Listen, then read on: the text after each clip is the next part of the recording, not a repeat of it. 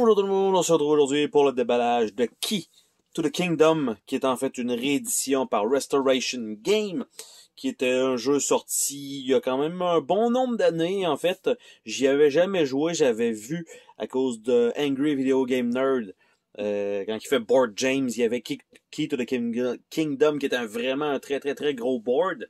Et en fait, Restoration Game a pris quand même un bon nombre d'années avant de s'en occuper, en fait, parce que la manière que ça fonctionne, c'est que vous pouvez toujours voter. Je sais pas si ça fonctionne encore lors de la diffusion de cette vidéo, mais on pouvait voter pour savoir lequel les prochains jeux qu'elle allait faire, donc qu'elle allait publier. Et en fait, souvent, il y en a qui font des Kickstarter avec ça, mais là, celui-là, il est juste sorti directement en boutique. Et donc, la particularité de ce jeu-là, comme on peut voir ici, c'est que le plateau se ferme. Probablement que là, il doit se replier un côté de plus, du moins, je pense.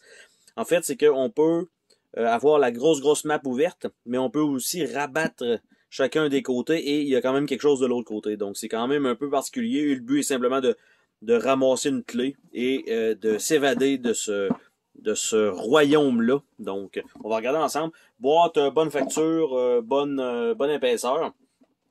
On va avoir quelques feuilles de punch. Donc, je n'aime pas cette feuille de punch. C'est vraiment pas épais comme carton. C'est déjà en train de se détacher. C'est, comme vous voyez, c'est mou. Donc, ça, je suis pas certain. Et par la suite, ici, ce ne sont pas des cartes d'objets, ce sont des cartons d'objets. Et c'est assez mince quand même. Pas ultra mince, mais assez mince. Donc, c'est pas certain avec l'usure normale. Ça va faire un peu à l'ancienne, on va dire ça comme ça, parce que probablement que l'ancienne version était proche de ça aussi. Là. Donc, un premier plateau comme ça avec la clé. Par la suite, on a un autre paquet d'objets disponibles et évidemment des clés à construire. Et de l'autre côté, ça a l'air de ça, parce qu'une fois qu'on les a utilisés, je crois qu'on les retourne. Et chacun des objets, on voit, est des modificateurs pour les dés, parce que c'est un jeu dans lequel on utilise beaucoup la chance. En fait, on l'utilise plus ou moins, ça dépend toujours. Et en fait, on a une autre série d'objets ici. Je crois que c'est peut-être par joueur pour les couleurs. On a tous les mêmes objets, donc on peut les utiliser quand on le souhaite. Il ne faut pas nécessairement les récupérer. Après ça, on a un atlas donc d'aventure qui est pas le livre de règles en fait. C'est que chacun des emplacements sur le plateau est un mini-jeu, on va dire ça comme ça. Et donc, ici, on a le pont brisé, on a le cyclope, on a le canyon des échos, ouais, Echo Canyon. On a la tour invernale, l'Evil Tower, l'Ice Cave, Living Forest, Sleeping Giant, Spiderweb, Berserker Board, Crossroads, Genie Resorts, Maelstrom, Rainbow Bridge. Donc, tout est détaillé. Au lieu de l'avoir sur le plateau, on a ça dans ce guide-là. Et à la fin, on a des petits jeux pour les plus petits. Parce qu'en fait, le jeu lui-même, normalement, est un peu plus familial. Donc, ici, on a le livre de règles. Qu'est-ce que ça donne? Donc, un bon petit papier gloss quand même. Donc, le setup qui est à faire. On veut jouer au jeu, parfait. On roule, on avance, à ton tour, qu'est-ce qui arrive si tu atteins les cases. Faire une aventure, donc aller dans le livre de règles et les crédits. Et de ce que j'ai compris, on a ici un petit aide, mais il n'y en a pas pour tous les joueurs, ça aurait peut-être pu être sympathique. Et ici, en fait, le plateau de jeu semble être des parties de puzzle. Je pensais que ça allait être soit un gros plateau, ou peut-être deux petits, mais en fait, oui, c'est deux petits, mais séparés, on va dire, par une jonction en casse-tête. Et ce que ça donne, je vais nous ouvrir ça. Allez. Et ce que ça nous donne, au final, ce sont deux morceaux, comme ça. Et quand on l'ouvre, eh bien, ça s'ouvre comme ça.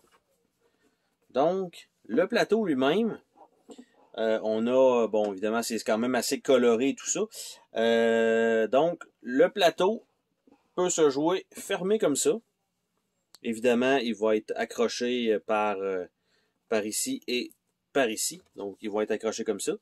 Et donc, on a une gigamap comme ça. Et on ferme pour avoir un plus petit plateau. Évidemment, on peut juste avoir la moitié qui est fermée. Ici, ça va être une feuille de punch.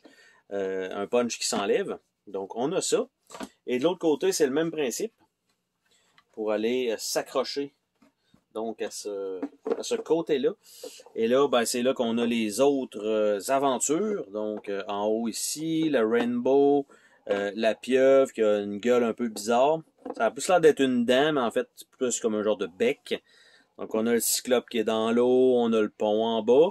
Et on peut fermer pour avoir l'autre petite section. Donc, ça commence fermé et éventuellement, on peut ouvrir le livre qui est, on va dire, la particularité de ce jeu-là. Ça n'a pas été vraiment fait souvent. Nous avons ici le dé des, j'allais dire des méchants, mais pas nécessairement. On a 0, 1, 3, 7, 0, 11, 2, 5. Donc, c'est quand même des valeurs peu communes. On a un paquet de dés chacun pour les joueurs. Donc, on a quand même les trays ici pour mettre les composantes en carton. Je suppose que les dés vont se ramasser ici par la suite. On a les figurines qui me semblent pas super détaillées, mais c'est mieux que les fameux jetons en carton. Donc, on a un personnage qui est vraiment une licorne dans le lot. Par la suite, on a une fée avec des bras incroyables. Après ça, on a genre de guerrière comme ça. Et on a le nain. Le petit... En fait, le nain qui a plus l'air d'un nain de jardin réellement. Un gnome. Bref. On a aussi une panoplie de cartes. Format tarot. Et en dessous du tray, pas de surprise. Donc, qu'est-ce que c'est que ces cartes-là? Sous ce format-là, on va regarder ça ensemble. On a quelques cartes noires, on a des événements. Et voilà. Donc, ces cartes-là ici, ça correspond à notre personnage qui ont aussi chacun une habilité spéciale. Donc, exactement. Donc, on a ça ici. En bas, c'est juste un petit aide-mémoire. Donc, on a ça. Qui sont là. Et les cartes d'événements, ça a l'air d'être des choses un peu aléatoires et comiques. Donc, on voit que ça fait pas de sens, un Rickroll. Donc, les images quand même très jolies. Et je crois qu'il n'y a aucune répétition dans les cartes, ce qui fait quand même quelque chose d'intéressant. Bien sûr, le jeu est assez léger, hein, on s'entend. C'est pas un jeu extrêmement complexe. On roule des dés, on avance, on fait une aventure. Faut rouler des dés, on espère avoir les bons résultats. On utilise nos cartons pour savoir si on va être correct ou pas. Et donc, là, ce que je vois, c'est qu'il y a les companions. Je sais pas si on peut... Je crois qu'on peut le prendre avec nous. Donc, il y avait des événements, et là, ça semble être des personnages qu'on peut trouver. Donc, c'est quand même cool.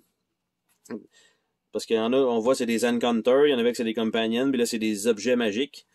Donc, on voit en bas d'aller chercher ce jeton-là. Donc, ça fait le tour de ça. Malheureusement, je crois peut-être, non, avec les sleeves, ça devrait rentrer au complet, ce qui est quand même une bonne chose. Et le plateau de jeu lui-même, eh bien, c'est fait pour que ça retourne au complet ici, avec le thermophage. Donc, c'est bien fait pour ça. Et normalement, les deux livres de règles vont simplement ici, par-dessus comme ça. Une fois que ces feuilles de punch-là vont être faites, eh bien, tout simplement, ça va être dans le tray en dessous.